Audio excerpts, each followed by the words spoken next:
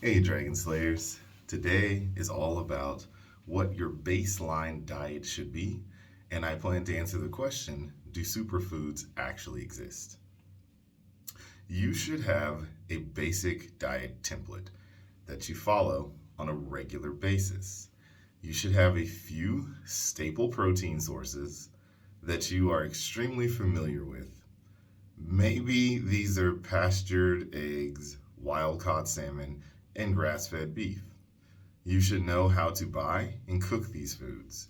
You should at least be vaguely familiar with the macronutrients in these foods and their PE ratios. You should have them on hand almost all of the time. You can deviate from this baseline diet as much as you want, but this gives you something to fall back on when you aren't sure what to eat.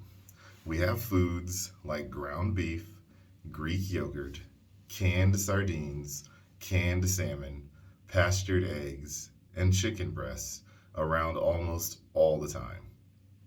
Set yourself up for success by having these foods available as often as possible.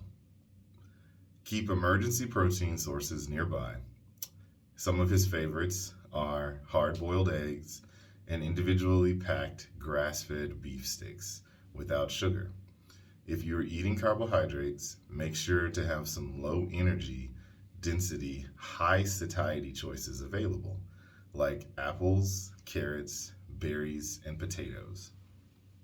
If you need something super convenient, consider some whey protein powder and a shaker bottle for times when you are starving but you don't have any time at all.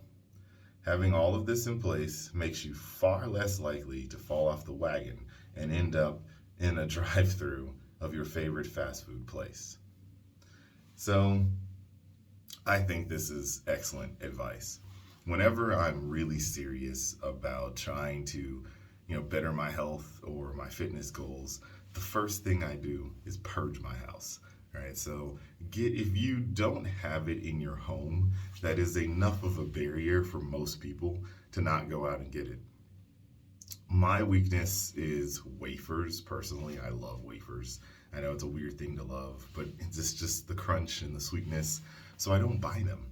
If I really, really want it, I will have some when I go out and either throw the rest away, give it away, but don't bring it into your home.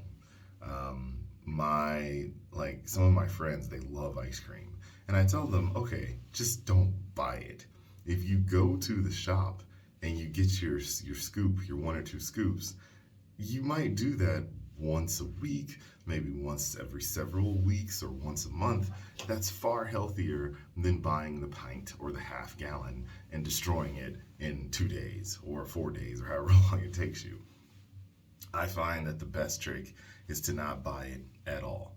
So purge your house of everything that you know is not good for you, and don't buy anything or bring into your house that you know is not good for you. So if you limit your choices, if you wake up late at night and you're super hungry and there's no cakes or snacks or pies or cookies available and all you have is canned sardines, you're far better off eating a can of sardines than eating any of those other things.